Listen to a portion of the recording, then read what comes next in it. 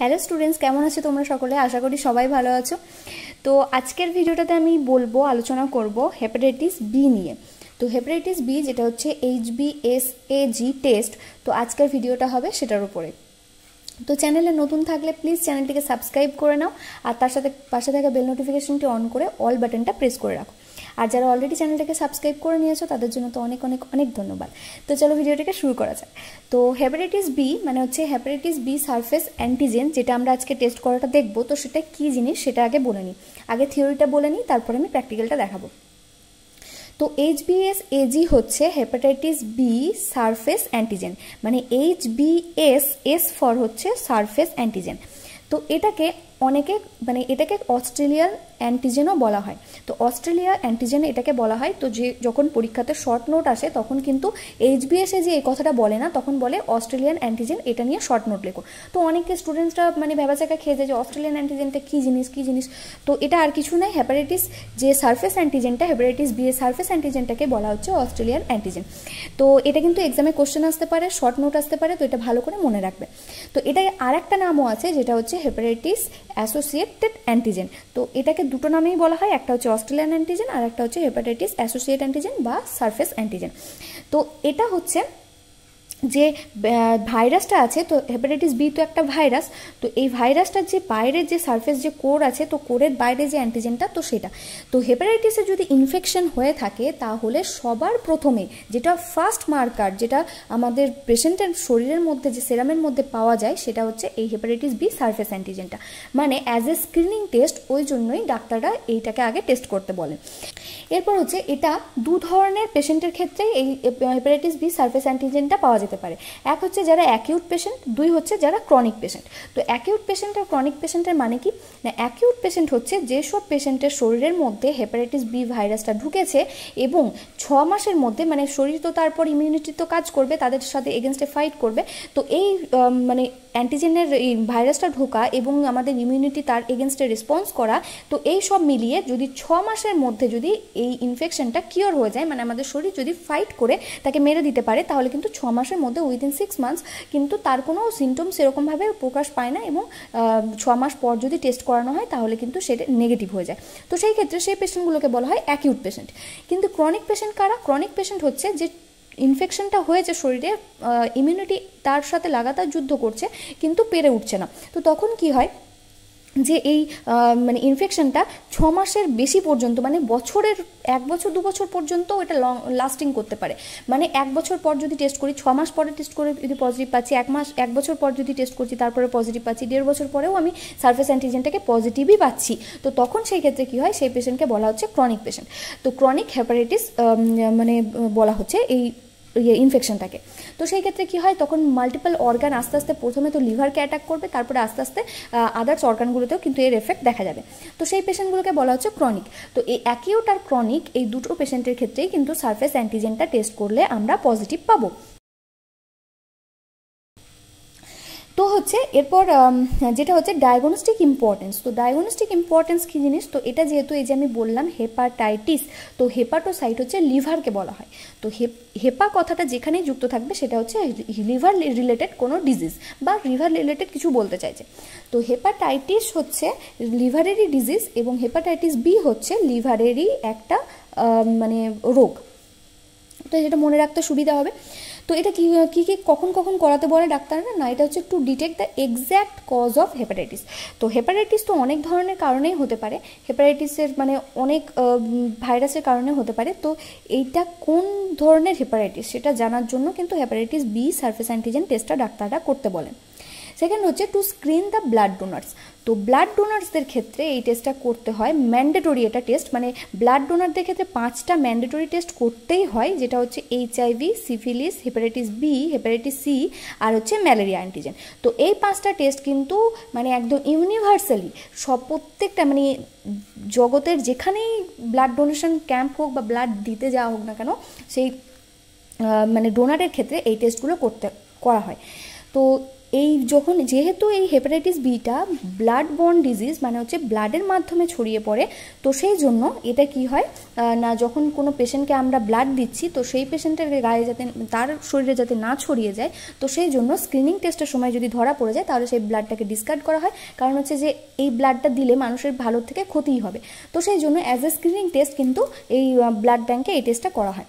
Third হচ্ছে to screen the hepatitis B carrier. তো hepatitis B carrier বটে কি নয় সেটা জানার জন্য কিন্তু এই টেস্টটা করা হয়। তো হেপাটাইটিস বি ক্যারিয়ার কারা না, যাদের মধ্যে কিন্তু ইনফেকশনটা থাকবে, ভাইরাসটাও তাদের শরীরের মধ্যে প্রেজেন্ট থাকবে, কিন্তু তার নিজের শরীরের মধ্যে কিন্তু কোনো সিমটম থাকবে না, কিন্তু সে কিন্তু আবার অন্যজনকে মানে অন্য কোনো ব্যক্তিকে তার যে কোনো বডি ফ্লুইড এক্সক্রিয়েশন দ্বারা, সেটা ব্লাড হতে পারে বা কোনো টিয়ার্স হতে পারে বা চোখের জল, সিমেন হতে পারে বা অন্য যে কোনো বডি ফ্লুইড যেগুলো এক্সক্রিয়েট করে, তো সেইগুলো দিয়ে কিন্তু অন্য কোনো মানুষকে, সুস্থ মানুষকে কিন্তু এরা এফেক্টেড করতে পারে বা ইনফেক্টিভ করতে পারে। তো তারা হচ্ছে এই হেপাটাইটিসের ক্যারিয়ার।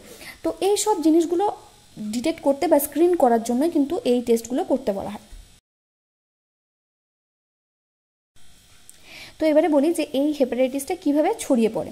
তো এটা যেহেতু একটা ভাইরাল হেপাটাইটিস এবং এটা ব্লাড কন্ট্যাক্টে ছড়িয়ে পড়ে, তো সেই জন্য কোন কোন রুটে ছড়াতে পারে না, একটা হচ্ছে ব্লাডের মাধ্যমে ছড়াতে পারে। তো ব্লাডের মাধ্যমে যদি ব্লাড ট্রান্সফিউশন করা হয় একটা ডোনার থেকে আর একটা সুস্থ মানুষের বা কোনো পেশেন্টের, তো সেই ক্ষেত্রে ছড়িয়ে পড়তে পারে, তো সেই জন্য ব্লাড ব্যাঙ্কে অ্যাজ এ স্ক্রিনিং টেস্ট এটা করা হয়। 2 হচ্ছে ফ্রম মাদার টু বেবি। তো মায়ের সাথে বাচ্চার কিন্তু অনেকগুলো রুটে ছড়াতে পারে। এক হচ্ছে যখন বাচ্চা যখন ওই উম্বের মধ্যে থাকছে, মায়ের গর্ভে থাকছে, তখন প্লাজেন্টার মাধ্যমে ছড়াতে পারে। আফটার বার্থ, বাচ্চার জন্মের পর মায়ের যখন ফিড করছে সে, মানে হচ্ছে মায়ের ব্রেস্ট থেকে যখন মিল্ক যখন হচ্ছে, তো তখন সেই রুটে ছড়িয়ে পড়তে পারে। তারপরে হচ্ছে মানে আনসেফ সেক্স যদি হয় তো সেই ক্ষেত্রেও কিন্তু এটা ছড়িয়ে পড়তে পারে। নিডল স্টিক ইনজুরি, মানে আমরা যখন ল্যাবরেটরিতে কাজ করি তখন যদি আমাদের নিডল স্টিক কোনো ধরনের ইনজুরি হয়ে থাকে, সেই পেশেন্টটার যার নিডল আমার প্রিক হয়েছে তার যদি হেপাটাইটিস থেকে থাকে, তো সেই ক্ষেত্রে কিন্তু ছড়িয়ে পড়ার চান্স থাকে। তার সাথে হচ্ছে নিডল শেয়ারিং। তো নিডল শেয়ার কারা করে, যেগুলো ড্রাগ অ্যাডিক্টেড পার্সন থাকে, যেগুলো হচ্ছে যে ড্রাগ শেয়ার করে একের সাথে আর এক ইঞ্জেকশনের মাধ্যমে, তো তখন কি করে একটা ছুঁচ থেকে আরেকটা ছুঁচে তারা ড্রাগটা শেয়ার করে। তো সেই ক্ষেত্রে হতে পারে যখন ট্যাটু করাতে যায়, তো তখন সেই ক্ষেত্রে এই জিনিসগুলো কিন্তু অত খেয়াল করে না, একটা নিডেলেই হয়তো 3-4 জনের করে দিচ্ছে, তো তখন সেই ক্ষেত্রে শুধুমাত্র হেপাটাইটিস নয়, ব্লাড বর্ন যেগুলো যেসব ডিজিজগুলো আছে সেগুলোই হতে পারে, HIV হতে পারে, সেটা হেপাটাইটিস বি হতে পারে, হেপাটাইটিস সি হতে পারে, তো এইসব জিনিসগুলো কিন্তু হয়। তো এই হচ্ছে কীভাবে ছড়িয়ে পড়ে, তো সেটা। এবারে হচ্ছে আমি এই টেস্টটা করতে যাব তখন আমার কি ধরনের স্যাম্পেল লাগবে। তো স্যাম্পেল এখানে আমার দুটোই নেওয়া যেতে পারে, ইডিটিএতেও নিতে পারি, আমি ক্লটেও নিতে পারি, কারণ আমার এখানে সেরাম এবং প্লাজমা দুটো থেকেই টেস্টটা করা যেতে পারে। তো এর মেথড হচ্ছে অনেক রকমের হতে পারে, এটা অ্যালাইজাতে হতে পারে, র্যাপিডে হতে পারে, CLI মেথড বা এখন আরও উন্নত টেকনোলজি আছে, তো তার মাধ্যমে হতে পারে। তো আজকে যেটা আমি দেখাবো সেটা হচ্ছে একটা র্যাপিড টেস্ট দেখাবো, যেটা হচ্ছে হেপাটাইটিস বি র্যাপিড টেস্ট। তো এর টেস্ট প্রসিডিওরটা মানে এই যে এখানে বলা আছে কিভাবে করতে হবে না, প্রথমে হচ্ছে এই যে 60 মাইক্রোলিটার এখানে সেরাম অথবা প্লাজমা এখানে দিতে হবে কিটটার মধ্যে। এই যে এখানে দেওয়া আছে অ্যাড 60 মাইক্রোলিটার সেরাম আর plasma into the sample wells using the micropipette. তো এইটা দিতে হবে, আর না হলে 2 ড্রপ এখানে দিতে হবে, 2 ড্রপ অথবা 60 মাইক্রোলিটার। তো 2 ড্রপ ইকুয়াল টু হচ্ছে 60 মাইক্রোলিটার, দুটোই করা যেতে পারে, ড্রপার আর দুটোর সাহায্যেই করা যেতে পারে। তারপরে হচ্ছে 20 মিনিট এখানে ওয়েট করতে হবে, 20 মিনিট পর এখানে রেজাল্টটা রিড করতে হবে। তো কীভাবে এখানে রেজাল্ট রিড করতে হবে এখানে দেওয়া আছে, যদি শুধুমাত্র কন্ট্রোলে ব্যান্ড আসে তাহলে হচ্ছে নেগেটিভ, যদি কন্ট্রোল এবং টেস্ট দুটোতেই ব্যান্ড আসে তাহলে হচ্ছে পজিটিভ, আর যদি কোনো কন্ট্রোলেও কোনো ব্যান্ড না আসে তাহলে সেই ক্ষেত্রে হচ্ছে কিটটাই ইনভ্যালিড। তো সেই ক্ষেত্রে আবার রিপিট টেস্ট করতে হবে। তো যেরকম হয় র্যাপিড কিটের প্রসিডিওর, তো সেরকমই। তো এবারে আমি এখান থেকে এই যে টেস্ট কিটটা আছে, তো এটা আমি এখান থেকে বের করে নিলাম। তো এরকম হচ্ছে কিটটা, এখানে হচ্ছে এই যে স্যাম্পেল দেওয়ার চেম্বারটা এখানে, তো এখানে আমি এইভাবে রাখলাম। আমি এই ক্লট ভায়েল থেকেই নিচ্ছি, তো ক্লট ভায়েলে আমি 2 ড্রপ দেব। এই যে এখানে আমি স্যাম্পেলটা তুলে নিয়েছি, এখানে আমি স্যাম্পেল চেম্বারে 2 ড্রপ আমি দিয়ে দেব, 1 2। তো এটা দেওয়ার পর আমাকে এখানে 20 মিনিট ওয়েট করতে হবে রেজাল্টটা রিড করার জন্য। এই যে এখানে দিয়েছি, তারপরেই দেখুন এখানে শো করতে করতে এটা চলে আসছে। তো এখানে আমাকে ফাইনালি রেজাল্টটা রিড করব আমি 20 মিনিট পর।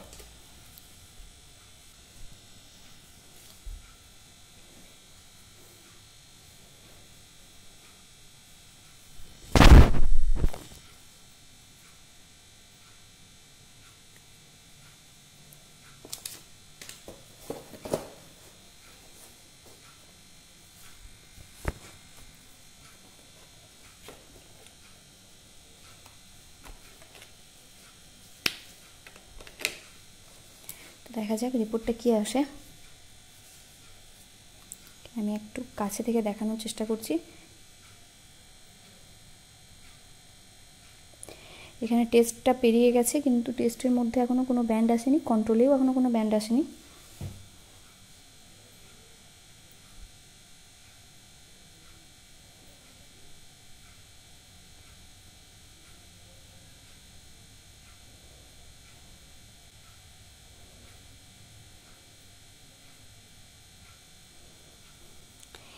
এই যে এখানে কন্ট্রোলের মধ্যে ব্যান্ড অলরেডি চলে এসছে, তো এখনও পুরো এতটা কমপ্লিট হওয়া বাকি আছে।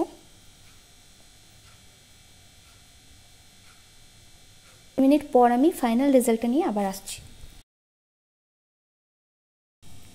তো আমার 20 মিনিট কমপ্লিট হয়ে গেছে। তো 20 মিনিট পর আমার ফাইনাল রেজাল্ট রিড করার পালা। তো এখানে দেখুন কন্ট্রোলে শুধুমাত্র একটাই ব্যান্ড এসছে, কিন্তু এখানে টেস্টে কোনো ব্যান্ড আসেনি। এই কথাটার মানে হচ্ছে আমার কিট একদম ভ্যালিড আছে এবং টেস্ট আমার নেগেটিভ আছে। তো যদি পজিটিভ আসতো তাহলে, সরি পজিটিভ না, এখানে রিঅ্যাক্টিভ টার্মটা ইউজ করতে হয়। তো যদি আমার স্যাম্পলটা রিঅ্যাক্টিভ হতো হেপাটাইটিস বি এর জন্য, তো তাহলে কি হতো, এখানে কন্ট্রোলে যেরকম ব্যান্ড এসছে রেড কালারের, সেম একটা ব্যান্ড আমার এখানে টেস্টেও আসতো। তো এরকম, এটা আমার রিপোর্ট নেগেটিভ আছে। তো এরকম করে টেস্টটা করতে হবে। তো এই গেল গোটা ভিডিওটা। তো ভিডিওটা ভালো লাগলে অবশ্যই বন্ধুদের সাথে শেয়ার করে দেবেন, আর চ্যানেল নতুন হয়ে থাকলে কিন্তু চ্যানেলটিকে সাবস্ক্রাইব করতে ভুলবেন না। তো আজকের মতো এখানেই শেষ করছি, দেখা হবে নেক্সট ভিডিওতে।